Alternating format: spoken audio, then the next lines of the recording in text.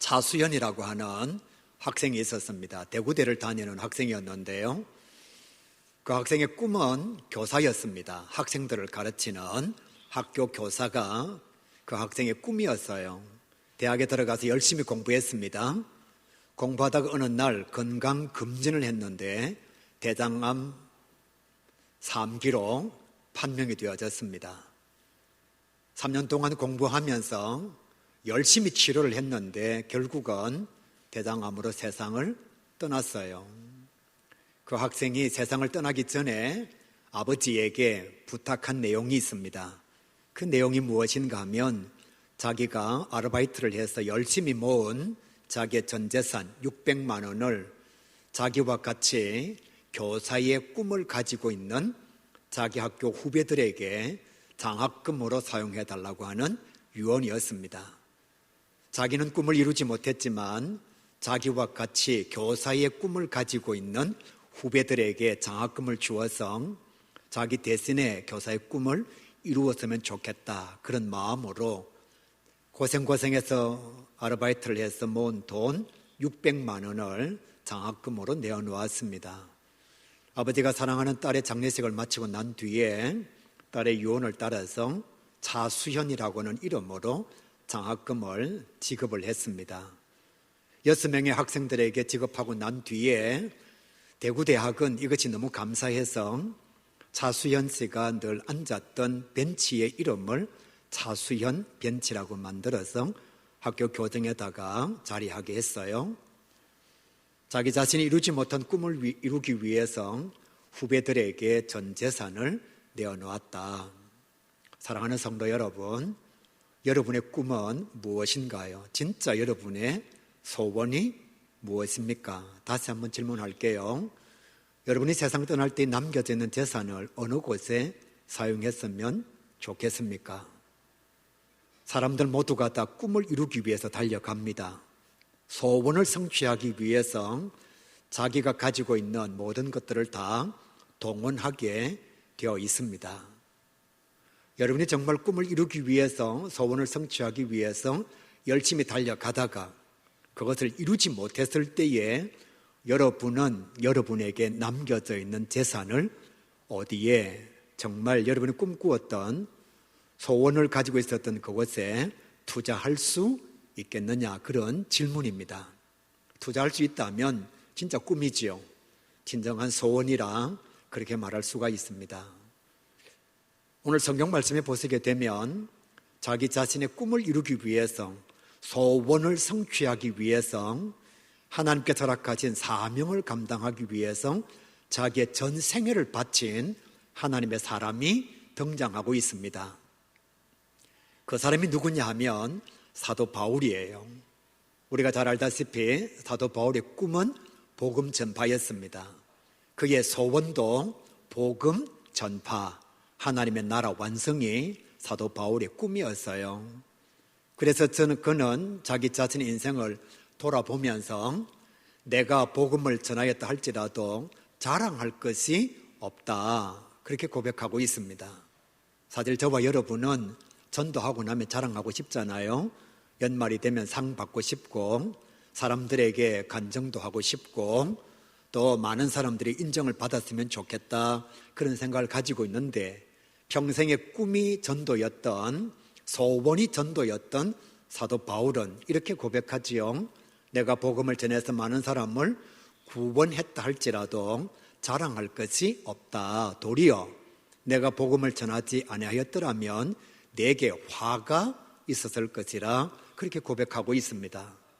그러면서 그는 사도행전에서 이렇게 말하지요. 나는 하나님께서 나에게 맡겨주신 사명, 곧 은혜의 복음을 증거하는 일을 마치려 하면은 나의 생명을 조금도 귀한 것으로 여기지 아니하노라. 차수연 씨는 자기가 이루지 못한 꿈을 이루기 위해서 자기의 전 재산을 장학금으로 내어놓았습니다. 사도 바울은 복음을 전파하기 위해서 2개도 아니고 3개도 아닌 단 하나밖에 없는 생명을 복음 전파를 위해서 아까워하지 아니했다, 그렇게 말씀하고 있어요. 다시 질문할게요. 여러분의 시간을 어디에 선용하고 싶습니까? 여러분의 재물을 어디에 사용하고 싶습니까? 정말 여러분이 세상을 떠날 때에 남겨져 있는 물질을 어디에 투자하고 싶습니까? 대부분의 사람들은 물질을 자녀에게 줍니다. 왜냐하면 그 사람의 소원이 자녀가 잘 되는 것이니까요. 대부분의 부모님들의 꿈은 당대보다 후대가 잘 되는 것입니다. 그래서 남겨진 돈이 있으면 자녀에게 다 줘요. 아니면 사랑하는 배우자에게 남겨줄 수밖에 없지요. 꿈이 그곳에 있고 소원이 그곳에 있기 때문에 그렇습니다. 그런데 사도 바울은 꿈이 하나님의 말씀 증거하는 것이었어요. 그러니까 자기 자신의 생명도 복음 전파를 위해서는 결코 아까워하지 않겠노라. 목숨을 걸었다. 복음을 위하여 목숨을 투자했다. 그렇게 말할 수가 있었던 거지요. 이런 삶을 살았습니다. 정말 그는 꿈을 이룬 자예요. 소원을 성취한 자고 사명을 이룬 자라 그렇게 말할 수가 있습니다. 얼마나 행복할까요?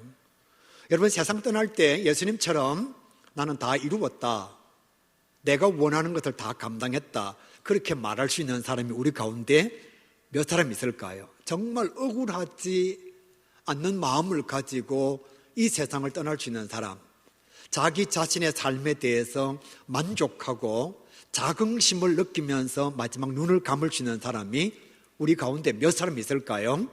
예수님은 마지막 죽음이 왔을 때에 다 이루었다라고 만족해 하셨습니다. 사도 바울도 마찬가지예요. 나는 다 감당했다. 선한 싸움을 싸우고 달려갈 길을 마치고 믿음을 지켰다. 나는 정말 행복한 사람이다. 꿈을 이룬 사람이고 소원을 성취한 자고 사명을 감당한 자라. 그러면서 고백합니다. 나를 위하여 면류관이 예비되어 있다고. 그러니까 사도 바울은 당연히 자기 자신이 가지고 있는 복음을 자랑할 수밖에 없는 거지요. 행복한 사람인데요. 자기 자신의 삶에 전부를 투자해서 하나님의 은혜로 말미암아 얻은 것이 출세와 성공이 아니고 영원히 사라지지 않는 면류관인데요. 그러니까 얼마나 기쁘겠어요. 만나는 사람마다에게 복음을 전하지 않을 수가 없었던 거지요. 그래서 그는 복음 전하는 것이 당연한 것이고 전하지 않으면 화가 있는 것이고 많은 사람들이 주님께로 돌아오는 것은 하나님께 영광을 돌릴 수 있는 마땅한 일이라고 고백하였습니다. 그래서 저와 여러분이 성경 말씀 속에서 전도, 복음 전파라고 생각할 때 가장 먼저 떠오르는 사람이 누구냐? 사도 바울인 거예요. 요즘식으로 얘기하면 사도 바울은 전도 왕이었습니다. 누구보다도 전도를 많이 한 하나님의 사람이었어요. 말씀을 전한 선교사였습니다. 하나님의 말씀을 가르친 교사였습니다. 그리고 누구보다도 교회를 많이 건축하고 교회를 세운 평신도 일꾼이라 그렇게 말할 수가 있어요. 뿐만 아니라 세운 교회에 하나님의 일꾼들을 양성하고 양육한 목회자의 모습까지 가진 사람이 사도 바울입니다. 그는 정말 행복했어요. 그래서 오늘 성경 말씀을 보면 우리가 이해할 수 없는 행동을 그가 감당하고 있습니다. 전도에 관해서, 영혼 구원에 있어서 오늘 말씀을 보면 사도 바울이 가지고 있는 마음의 자세와 신앙의 중심을 우리가 분명히 알 수가 있습니다. 말씀을 전하면서도 저도 솔직히 동의는 되지 않습니다. 이해도 되지 않아요. 사람이 어떻게 이렇게 살 수 있는가라는 의구심이 찾아올 만큼 대단한 모습을 이 딱 두 줄을 통해서 우리에게 보여주고 있습니다. 그 첫 번째가 무엇인가 하면 그는 장소를 불문하고 하나님의 말씀을 전하였습니다. 전도가 얼마나 좋았으면, 영혼 구원이 얼마나 기뻤으면 여러분 로마에서 하나님의 말씀을 전했을까요? 저와 여러분이 미국에 가서 복음을 전하는 것과 똑같은 것입니다. 일본에 가서 하나님의 말씀을 전했다, 그렇게 말할 수가 있는 거예요. 그는 예루살렘에 있을 때에도 말씀을 전했습니다. 로마의 죄수로 끌려갔을 때에도 말씀을 전했어요. 심지어는 재판정에 있을 때에 예수의 복음을 전하다가 잡혀서 재판을 받는 현장에서도 그렇게 말하면 손해인데 그때도 복음을 전하였습니다. 시장에서도 복음을 전했어요. 시장은 여러분 비즈니스의 세계입니다. 이익의 세계란 말할 수 있습니다. 그곳에서도 사도 바울은 하나님의 말씀을 전하였습니다. 회당에서도 주의 말씀을 전하였어요. 심지어는 주의 말씀 전하다가 감옥에 잡혀갔는데, 전도한 것 때문에 감옥에 들어갔는데, 감옥에 들어갔어도 복음을 전했습니다. 오늘 성경은 이렇게 말씀하고 있잖아요. 그가 로마 자기 셋집에서 하나님의 말씀을 전하였다, 그렇게 말씀하고 있습니다. 우리는 복음을 전할 때에 장소를 되게 가립니다. 이렇게 해서 안 되고 저렇게 해서 안 되고, 여기서는 할 수 없고 저기서도 할 수 없고, 복음을 전하지 않는 이유가 너무너무 많은 거예요. 근데 사도 바울은 로마에서도 복음을 전하고, 예루살렘에서도 복음을 전하고, 일터에서도 복음을 전하고, 재판을 받을 때도 복음을 전하고, 죽음이 눈앞에 있는 가택 연금을 당한 상태에서도 복음을 전했다, 그렇게 말씀하고 있는 거예요. 두 번째로 죄수의 몸으로 그는 복음을 전했습니다. 뭘 말씀하고 있느냐? 그는 상황이 관계가 없는 거예요. 상황에 개의치 아니하고 하나님의 말씀을 전한 겁니다. 재판을 받으면서 자기에게 손해가 되는데도 그런 상황 속에서도 재판하는 재판장을 하나님의 말씀으로 복음을 전한 거예요. 감옥에서 풀려날 때에도 그는 말씀을 전하였습니다. 고난을 받으면서도 하나님의 말씀을 선포했고요. 심지어는 배가 파선해서 풍랑을 만나서 배가 완전히 깨어져서 죽을지 살지도 모르는 그 죽음의 위기 앞에서도 담대하게 복음을 전한 사람이 사도 바울입니다. 우리는 병들면 병 고침이 우선이잖아요. 사는 게 우선이잖아요. 생명이 우선이잖아요. 근데 사도 바울은 죽음의 위기 앞에서도, 그 상황 속에서도 하나님의 말씀을 전하기에 멈추지 아니하고 주의 말씀을 외면하지 않았던 사람이 사도 바울이라 오늘 성경 그렇게 말씀하고 있어요. 세 번째로 그는 복음을 전하는 대상을 차별하지 아니했다. 성경이 이렇게 말씀하잖아요.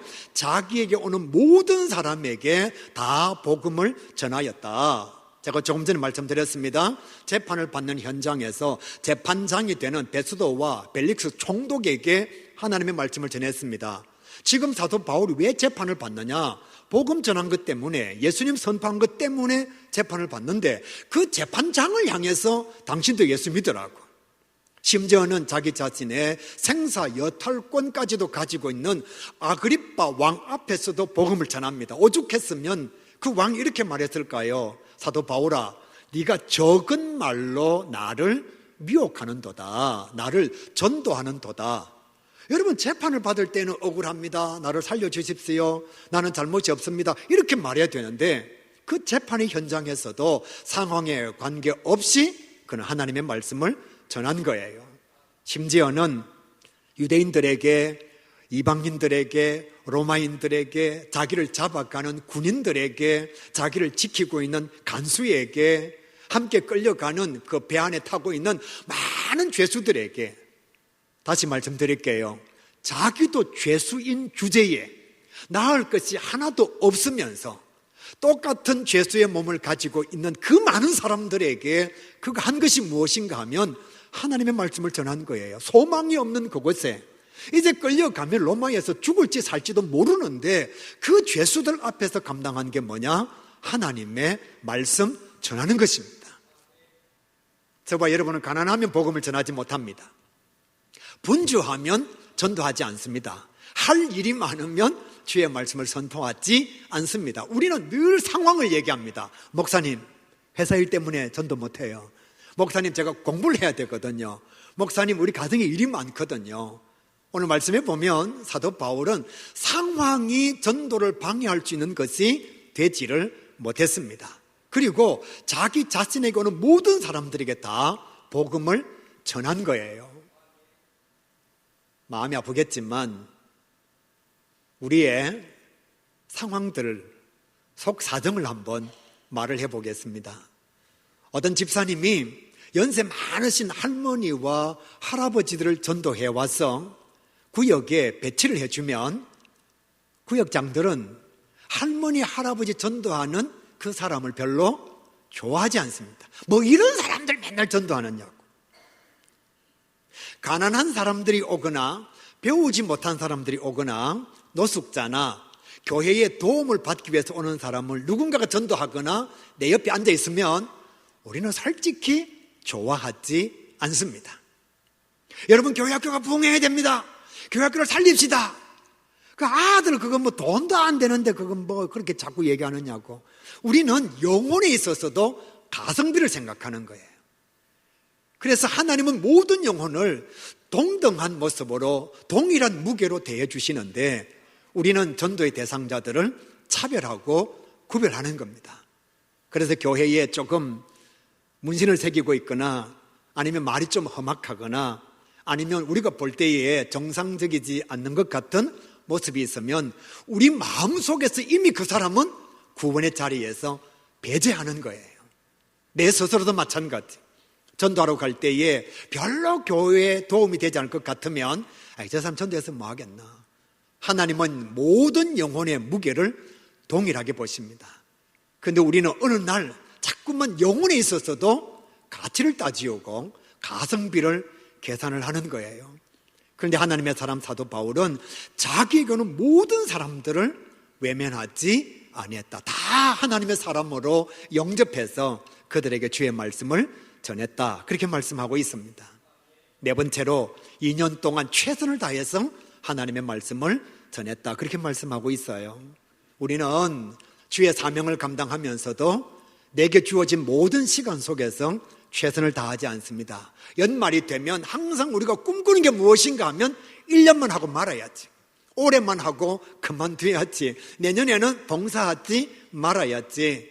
사도 바울은 가택연금 당하고 있으면서 죄수의 몸을 가지고 있으면서 언제 세상 떠날지 모르는데 자기 자신에게 주어진 2년의 시간 전부를 전도하는 곳에 사용했다는 거예요. 내가 1년만 전도하고 말아야지, 6개월만 전도하고 이제는 내가 그만둬야지, 그렇게 생각한 것이 아니라는 거죠.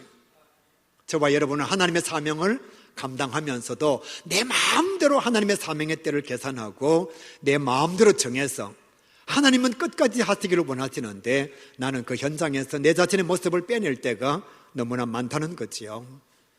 하나님의 사람 사도 바울은 죽을 때까지 사명을 감당했습니다. 죽음의 시간이 눈앞에 왔을 때에도 그는 사명을 외면하지 않았어요. 어떤 유명한 강사가 인문학 강의를 하면서 이렇게 말했습니다. 사명이 무엇이냐? 죽을 때까지 포기하지 않는 것. 천직이 무엇이냐? 돈을 많이 벌었을 때에도, 출세하고 성공하였을 때에도 돈이 아니라 마음의 기쁨과 즐거움을 위해서 감당하는 것이 천직이라고. 대부분의 사람들은 돈 벌면 직장을 그만둔다는 거예요. 로또 복권에 당첨이 되면 제일 먼저 하는 게 뭐냐? 일을 그만둔다는 것입니다. 그러니까 직장에 다니면서도 재미가 없다는 거예요. 즐거움이 없다는 거예요. 기쁨이 없다는 거예요. 왜? 이건 천직이 아니고 먹고 살기 위해서 감당하는 어쩔 수 없는 일이기 때문에 하나님의 사람 사도 바울은 천막을 기우면서도 하나님의 귀한 선교 사역을 감당했습니다. 감옥에 들어가 있으면서도 복음을 전하였어요. 죽음의 시간이 찾아왔을 때에도 주어진 사명을 포기하지 아니하고 자기의 기쁨과 하나님의 영광을 위해서 끊임없이 사명의 현장에 서 있었던 사람이 하나님의 사람 사도 바울입니다. 그가 전한 것은 하나님의 나라와 예수님에 관한 모든 것이었습니다. 성경 말씀에 보시게 되면 그는 자기 자신의 삶의 자리를 자랑하지 않았습니다. 사도 바울은 자랑할 것이 너무 많은 사람이에요. 서울대 법대를 나왔어요. 그리고 재벌 기업에 자기 자신의 자리가 있을 만큼 대단히 유명했던 사람입니다. 로마 시민권을 가지고 있었어요. 바리새인 중에 바리새인이에요. 종교적으로 기득권을 가지고 있는 대단한 위치를 점하고 있는 사람이에요. 자랑하려고 얘기하면 자랑할 게 너무너무 많습니다. 유대교에 있을 때 그는 열심에 있어서는 2등 가라 그러면 서울 정도로 최선을 다한 사람이 사도 바울이에요. 그럼 그가 자랑할 게 얼마나 많겠어요? 근데 자기에게 찾아오는 사람에게 그가 가르치고 전하고 선포한 내용은 성경이 이렇게 말씀합니다. 하나님의 나라와 예수에 관한 모든 것이었다. 왜 이것을 전하느냐? 그가 예수님을 만나고 보니까, 하나님의 말씀을 접하고 보니까, 십자가의 사랑을 깨닫고 보니까 자기가 가진 인생의 모든 것은 다 배설물이거든요. 이건 다 사라지는 것이거든요. 다 똥과 같은 것이거든요. 그러니까 자기 자신에게 최고의 가치인 하나님의 나라, 영생, 그리고 예수 그리스도, 나의 해결자요, 나의 구원자요, 나의 능력자요, 나의 해방자인 예수 그리스도를 전하지 아니할 수가 없었던 거예요. 사도 바울이 만약 자기가 출세하고 성공하고 자기의 가문과 배운 지식이 최고의 가치였으면 그는 로마 셋집에서 2년 동안 있으면서 자기에게 찾아오는 모든 사람들이 이렇게 말하겠죠. 성공하려면 이렇게 해야 된다. 돈을 잘 벌려면 이렇게 해야 돼. 가문이 좋으면 이런 유익이 있어. 사람을 잘 만나면 이런 축복이 있어. 그리고 죄수의 몸이면서도 평안하게 살아갈 수 있는 방법, 노하우는 이런 거야. 그걸 얘기했겠죠. 그런데 사도 바울의 마음속에는 그것이 최고의 가치가 아니었습니다. 최고의 가치가 뭐냐? 하나님의 나라예요. 왜? 세상의 모든 것은 죽을 때 다 두고 가니까, 아무 가치가 없으니까, 아무 의미가 없으니까. 여러분 돈 아무리 많이 가져도 죽음 이후에 여러분에게 그 돈이 무엇을 할 수가 없습니다. 여러분이 대통령이라 할지라도, 장관이라 할지라도, 재벌 기업의 회장이라 할지라도 죽음의 시간에는 그것이 아무런 의미가 없습니다. 유일하게 우리에게 죽음 이후의 세계에 의미가 있는 것은 신앙이에요. 믿음이에요. 하나님의 나라입니다. 사도 바울은 천국에 대한 확신을 가졌어요. 그러니까 자기에게 찾아오는 모든 사람들에게 천국을 선포할 수밖에 없었지요. 만나고 보니까 최고의 만남이 누구냐? 예수 그리스도예요. 좀 여러분 마음 상하고 아프겠지만 이렇게 말씀드릴게요. 우리는 왜 복음을 전하는데 주저하느냐? 왜 예수님을 자랑하지 못하느냐? 내가 안 믿어져요. 최고의 가치라고 하는 것, 최고로 소중한 것, 죽음 이후에도 나에게 의미를 주는 것이 예수님이라는 사실이 안 믿어져요. 그러니까 예수를 믿고 있으면서도 여전히 내 머릿속에 최고의 가치는 돈이에요.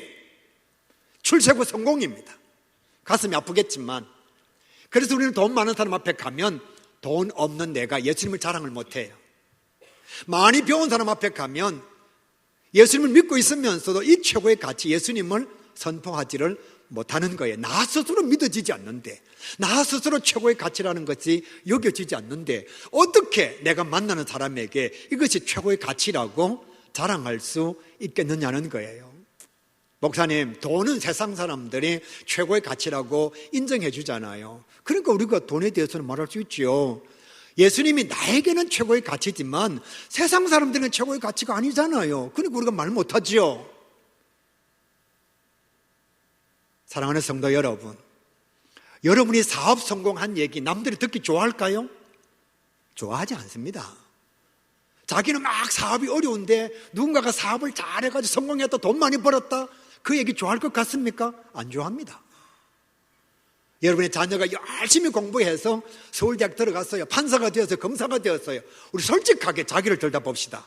친구 동창회 갔는데, 결혼식 모임에 갔는데 어떤 사람이 막 자랑합니다. 우리 아들이 판사고, 우리 아들이 검사고, 의사고, 우리 아들이 이번에 서울대학 장시험 들어가고. 다 싫어합니다. 남들이 그런 얘기하면 듣기 싫어해요. 그런데도 막 자랑합니다. 왜요? 내 기쁨이거든요. 내 자랑이거든요. 나는 확실히 믿고 있거든요. 남들이 싫어하는 얘기도 내가 확실히 자랑거리라고 생각하면 감출 수가 없는 거예요. 모임에 갔는데 2천만 원짜리 명품백을 누군가가 들고 왔다. 그리고 막 자랑하고 폼 잡고 다닙니다.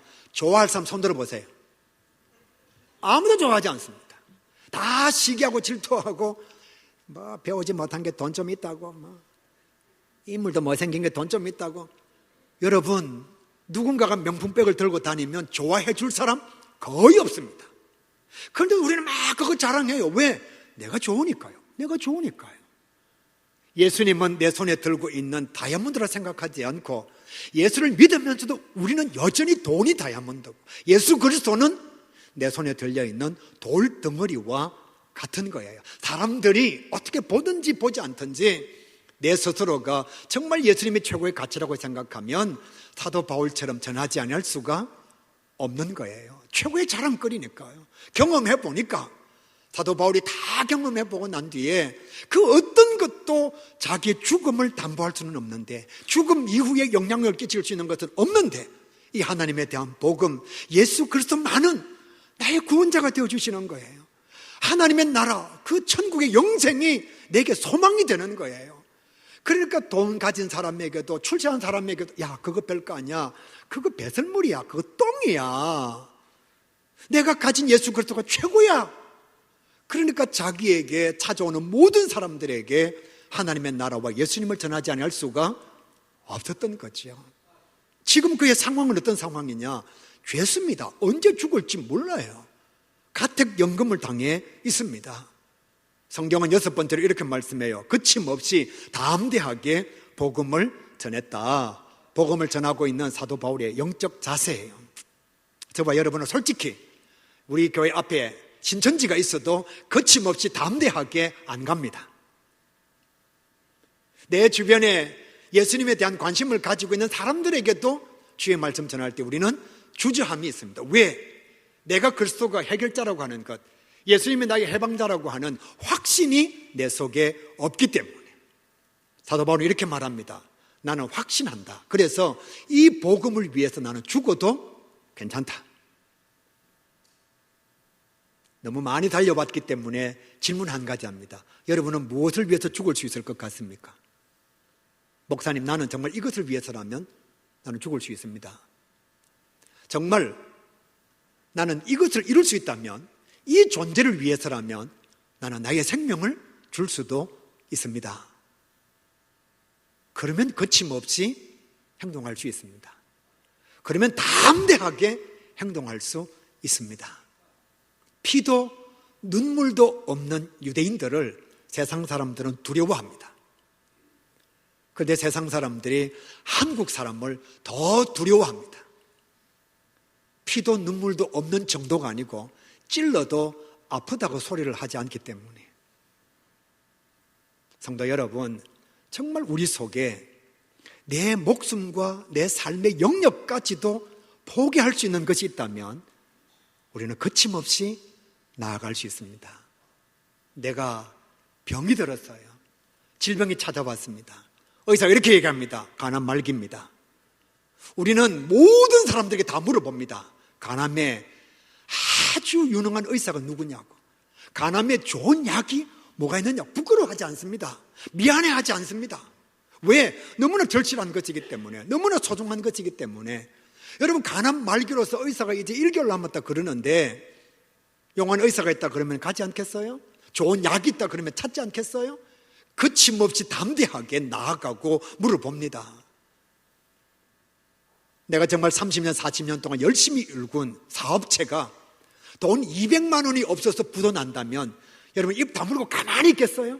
정말 돈 200만 원이 없어서 부도난다. 30년, 40년 일군 회사인데 아는 모든 사람들에게 거침없이 담대하게 돈 빌려달라고 전화할 겁니다. 너무나 필요하니까, 너무나 소중하니까. 하나님의 사람 사도 바울은 그런 모습을 가지고 있는 거예요. 그래서 때를 얻든지 못 얻든지 그는 항상 복음을 전했습니다. 제가 6가지를 말씀드렸어요. 이 상황을 보면 그 어느 것도 전도할 수 있는 상황이 아닙니다. 이해가 되지 않습니다. 동의가 되지 않습니다. 어쩌면 자기의 안위를 생각해야 되고 어쩌면 자기가 살아날 방도를 연구해야 되는데 그는 지금 뭐하고 있느냐? 죽음의 상황 앞에서도 복음을 전하고 있는 거예요. 사도 바울만 그런 것이 아니라 예수님도 똑같았습니다. 우리의 구원자 예수님, 그가 이 세상에 왜 오셨느냐? 죄인을 구원하시기 위하여, 이런 양들을 찾으시기 위하여, 죽어가는 영혼들을 구원하시기 위하여. 예수님께서 이렇게 말씀하셨어요. 내가 세상에 왜 왔느냐? 저들을 위하여 대속물로 주기 위함이라. 저들을 위하여 대속물로 주기 위함이라. 내가 이 세상에 왜 왔느냐? 저들을 구원하고 나는 죽기 위해서 이 세상에 왔노라. 예수님은 이 세상에 오신 목적이 우리를 위하여 죽으시는 겁니다. 왜 돌아가셔야 되느냐? 우리를 구원하시기 위하여. 그래서 예수님은 공생애를 시작하시면서 제일 먼저 하신 말씀이 여러분 성공해야 됩니다. 여러분 출세해야 됩니다. 여러분 공부 잘해야 됩니다. 이런 말씀이 아니고 회개하라 천국이 가까웠느니라. 예수님 제일 먼저 하신 말씀이 회개하라, 천국이 가까웠느니라. 그리고 예수님 세상 떠나실 때에 이 차수현 학생처럼 예수님께서 마지막으로 하신 말씀이 뭐냐? 내 소원은 모든 족속이 하나님을 믿는 거다.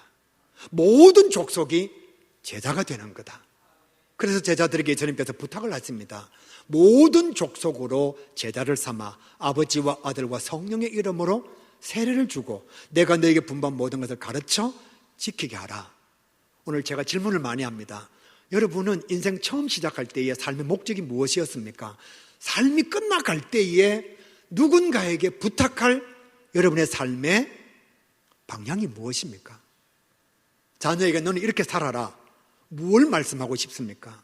예수님은 공생애를 시작하시면서도 회개하라 천국이 가까웠느니라. 인생 마지막 이제 성천하실 때에 예수님께서 하신 말씀은 모든 족속으로 제자를 삼으라. 그래서 예수님도 세상 떠나실 때에 다 이루었다라고 말씀하신 거예요.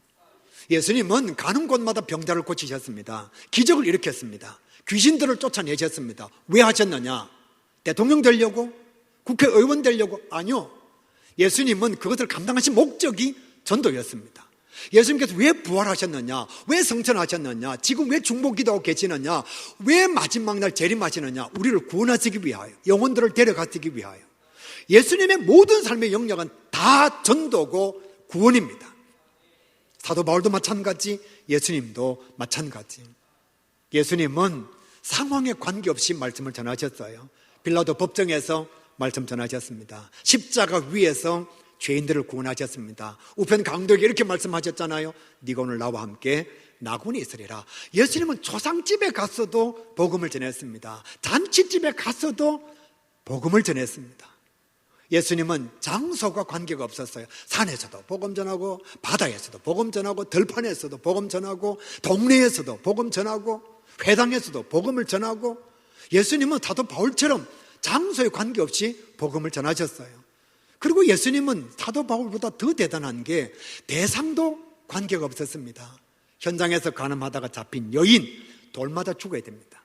율법에 의하면 돌 때려서 죽여도 아무 관계없는 여자예요. 그런 여자에게도 예수님께서 나도 너를 정죄하지 아니하노니 가서 다시는 죄를 범하지 말라. 평생 강도짓 한 사람이 죄가 너무 엄중해서 내린 판결이 뭐냐? 십자가 처형. 사람도 아니었습니다. 이건 사람을 사형시킬 만큼 엄청난 죄를 범한 사람이 강도예요. 그 강도가 죽어갈 때에 예수님께 이렇게 말씀합니다. 나군이 임할 때에 나를 기억하여 주옵소서. 주의 나라가 임할 때에 나를 기억해 주옵소서. 그때 예수님께서 이렇게 말씀하지. 쓸데없는 소리 하고 있지. 야, 네가 지금 강도짓 했는데 사람들이 너를 죽이려고 십자가에 매달고 있는데 무슨 나라는 무슨 나라, 그렇게 말씀하지 아니하시고 오늘 네가 나와 함께 나군에 있으리라. 용서받을 수 없는 강도도 예수님께서 구원해 주셨습니다. 세리는 동족의 피를 빨아먹는 사람이에요. 그러니까 민족의 구성원들을 괴롭히는 사람이 세리입니다. 그 중에 세리장은요, 못됐기로 말로 감당할 수가 없습니다. 많은 사람들이 삭개오를 사람 취급도 하지 않습니다. 그 집에 들어가는 것조차 사람들이 다 금지했습니다. 예수님은 인간 취급도 받지 못하는 양아치와 같고 깍두기와 같고 조폭과 같은 민족의 배신자인 삭개오의 집에 들어가서도 전도하십니다. 말씀을 선포하십니다. 저와 여러분은 어린 아이를 별로 그렇게 소중하게 여기지 않잖아요. 그런데 예수님은 아이들이 자기 오는 것을 금하지 아니했습니다. 하나님의 나라가 이런 아이들의 것이라고. 우리 교회는 전도의 대상에 대해서 절대로 차별이 없는 교회가 될 수 있기를 바랍니다. 없으면 어떻습니까? 못 배웠으면 어떻습니까? 출세하지 못했으면 어떻습니까? 그 사람도 예수 믿어야 하잖아요. 성경 말씀을 보시게 되면 예수님도 마찬가지, 사도 바울도 마찬가지, 때를 얻든지 못 얻든지 항상 복음을 전하였습니다. 왜 그랬느냐? 꿈이 복음 전파니까, 소원이 하나님 나라 완성이니까. 제가 말씀을 보면서 우리 예수님이 얼마나 대단하신지, 예수님의 사랑이 얼마나 대단하신지 진짜 이 말씀 묵상하면서 막 눈물이 났어요. 사도 바울은 살아있는 사람만 전도했어요. 생존해 있는 사람만 전도했어요. 그런데 예수님은 죽은 자를 살려서 복음을 전했습니다. 이미 죽어서 끝났어요. 모든 게 다 완결되어졌습니다. 죽음 그 이후에는 무엇을 할 수가 없어요. 그런데 예수님은 죽음의 현장까지 가셔서 죽은 자를 살려서 하나님의 말씀을 전하셨다니까요. 그를 구원해 주셨습니다. 얼마나 사랑하셨는지. 이런 모습을 가지신 분이 우리의 구원자이십니다. 그 예수님께서 우리에게 전도는 선택이 아니고 명령이야, 전도는 필수야, 그렇게 말씀해 주고 계십니다. 다른 성경 말씀은 권유도 있고 권면도 있고 청유도 있고 부탁도 있지만 전도에 관한 성경 말씀은 전부가 다 명령입니다. 천한 만민에게 복음을 전하라. 때를 얻든지 못 얻든지 말씀을 전하라. 모든 족속으로 제자를 삼아라. 전도인의 직무를 다하라. 너는 이 모든 일의 증인이 되라. 그 어디에도 권면이 없습니다. 다 명령이에요. 명령은 복종하지 않으면 손해가 찾아옵니다. 사장 말 안 들으면 손해입니다. 선생님 말 안 들으면 손해입니다. 남편 말 안 들으면 손해고 아내 말 듣지 않으면 손해입니다. 명령은 복종할 때에 이익이 오는 거예요. 그 예수님께서 우리에게 전도를 명령하셨습니다. 저와 여러분도 살아있는 동안에 항상 어디를 가든지 무엇을 하든지 가장 아름답고 최고의 가치로 여겨지는 하나님의 말씀을 전하기에 부족함이 없는 우리 가요교 모든 성도 꼭 될 수 있기를 주님의 이름으로 간절히 축복합니다. 복음은 좋은 겁니다. 말씀은 선한 것입니다. 미국에는 유명한 저주가 있습니다. 양키스의 저주도 있고요, 케네디 가문의 저주도 있습니다. 케네디 가문의 존 F 케네디 대통령의 아버지 조지프 케네디, 요셉 케네디, 이 사람은 아일랜드에서 미국으로 이민을 온 사람인데 출세하고 성공하고 돈을 벌기 위해서라면 수단과 방법을 가리지 않았습니다. 자녀들을 출세시키고 성공시키기 위해서는 다른 사람을 짓밟는 것을 예사로 감당했습니다. 최고의 가치, 최고의 목적, 소원, 꿈, 출세와 성공, 부, 재산을 얻기 위해서 마피아와 결탁했습니다. 마약을 팔았습니다. 술을 팔았습니다. 술 도가를 했습니다. 심지어는 배신도 하고 폭력도 행했습니다. 조지프 케네디의 꿈이 뭐냐? 세상이 주는 돈과 출세와 성공이었습니다. 소원이었습니다. 꿈이었습니다. 그런데 그 결과가 어떻게 되었느냐? 큰아들은 비행기 폭발로 사망했습니다. 둘째 아들은 대통령이 되었는데 암살당했습니다. 셋째 딸은 정신병으로 있다가 수용소에서 사망했습니다. 넷째 딸은 비행기 사고로 죽었습니다. 일곱째 아들은 암살당해서 죽었습니다. 아홉째 아들은 비행기 사고로 죽었습니다. 손자 한 명은 비행기에서 추락했습니다. 한 명은 출생한 2일 만에 세상을 떠났습니다. 한 명은 마약으로 사망했습니다. 한 명은 스키 사고로 사망했습니다. 한 명은 운동하다가 심장마비로 사망했습니다. 자살한 사람, 약물 과다 복용, 카누 사고, 엄청난 많은 후손들이 비명행사한 것이 케네디 가문입니다. 그래서 미국 사람들은 지금도 이렇게 얘기합니다. 좋은 것을 심어라, 선한 것을 심어라. 조지프 케네디, 요셉 케네디가 출세와 성공, 돈을 벌기 위해서 수단과 방법을 가리지 않아서 그 결과의 열매가 자녀들에게 저주로 나타났다는 것입니다. 다시 말씀드릴게요. 복음은 선한 것입니다. 예수님은 우리 인생의 최고의 가치입니다. 이 아름답고 선한 것을 마음껏 심어서 풍성한 열매를 거두는 저와 여러분 꼭 될 수 있기를 우리 주님의 이름으로 간절히 축복합니다.